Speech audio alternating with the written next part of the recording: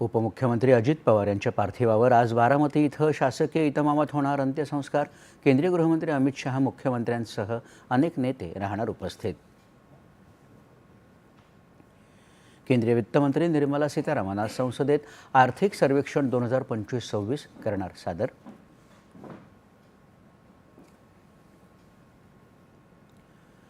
जागतिक ऊर्जा क्षेत्रातल्या मुख्य कार्यकारी अधिकाऱ्यांशी पंतप्रधानांनी साधला संवाद।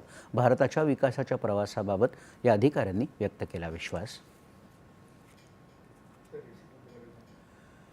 सर्वच आघाड्यांवर लढल्या जाणाऱ्या लढायांमध्ये देशाच्या तरुणाईचं लक्षणीय योगदान। दिल्लीतल्या NCC PM रॅलीत पंतप्रधानांचं प्रतिपादन। आणि विशाखापट्टणम इथं झालेल्या न्यूझीलंड विरुद्धच्या T20 क्रिकेट सामन्यात भारत पराभूत।